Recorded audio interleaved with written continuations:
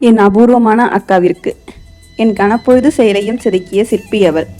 என் வாழ்வின் இரு பெண்கள், என் கண்கள். ஒன்று என்னை சிலையாய் வடித்த என் அம்மா அழகி, மற்றொருவன் சிலையாய் இருந்த எனக்கு உயிர் கொடுத்த என் அக்கா அவ்வா. என் வாழ்வில் ஏதேனும் ஒரு சூழ்நிலையிலோ கடினமான நேரத்திலோ மட்டுமில்லை, என் வாழ்வின் ஒவ்வொரு நொடியிலும் நிறைந்திருப்பவள். அவளுக்கும் அவ்வாறே. நான் பிறந்த நாள் முதல் இன்று வரை நான் பார்த்து ரசித்து வளர்ந்த ஒருத்தி. முதல் நாள் மருத்துவமனையில் கைகளால் முகத்தை மூடி வெட்கப்பட்டு என்னை ரசிக்கத் தொடங்கியவள்.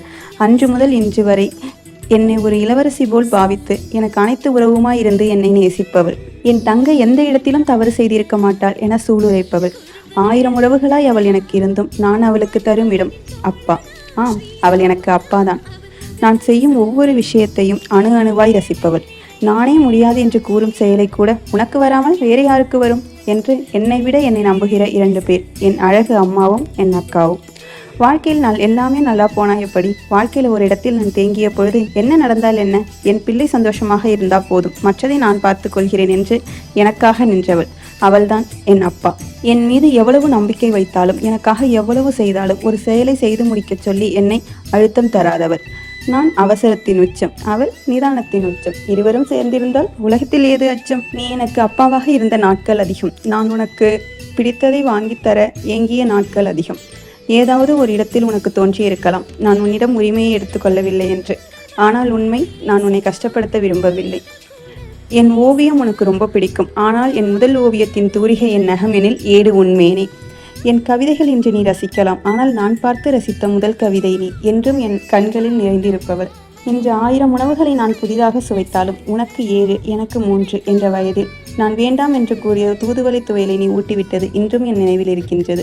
மாங்காய், முருங்கைக்காய், உருளைக்கிழங்கு சாதத்துடன் கலந்து புதிய சுவையை அறிமுகப்படுத்தியவள் நீ இவ்வுலகத்தையும் தான். இவள் மேம்போக்கானவள் என்று கூறிய உற்றாருக்கு தெரியாது தங்கை விஷயத்தில் இவள் எப்படி என்று. உலகின் பார்வையில் சிறியவள்தான், இருந்தாலும் என் பார்வையில் பெரியவளாய் தெரிந்தவள் அவள். இன்று உலகின் பார்வையில் நான் பெரியவளாய் இருந்தாலும் அவள் கண்களுக்கு நான் குழந்தையே.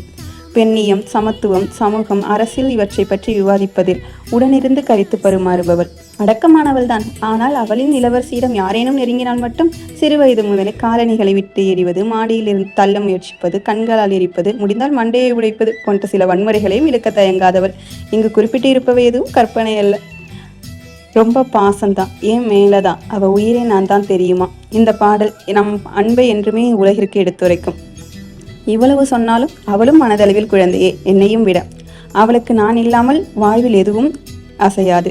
ஊரே திருவிழா கோலம் போன்றிருந்தாலும் நான் சென்றால்தான் அவளுக்கு திருவிழா. எங்கள் அன்பில் அவளின் காதல் கணவரும் சற்று மிரண்டுதான் போவார், வியந்தும் கூட.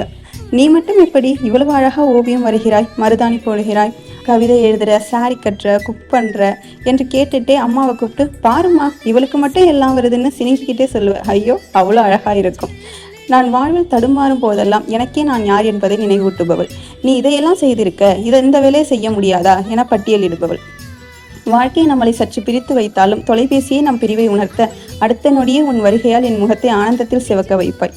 கூடவே நம் உரையாடல் முடிவதற்குள் உன் கைகளும் சிவந்திருக்கும் என் கைவண்ணத்தால். எவ்வளவு நேரம் உடன் இருந்தாலும் பிரியும் நேரம் ரணமே எனக்கு.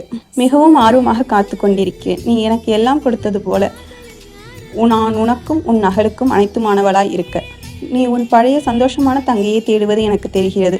விரைவில் வருகிறேன். உனக்கு பிடித்த பழைய சந்தோஷமான தீபிகாவும் எனக்கு பிடித்த புதிய பரிமாணத்துடனும். உன் விருப்பம் நீ சொல்லாவிட்டாலும் எனக்கு தெரியும் உன் கண்களில். இதெல்லாம் தெரிந்ததால் தான் என்னவோ என் பெற்றோர் அவளுக்கு இட்ட பெயர் அபூர்வா. என் அம்மா அழகிற்கும் என் அக்காவிற்கும் உங்கள் செல்ல மகளின் மகளிர் தின நல்வாழ்த்துக்கள்.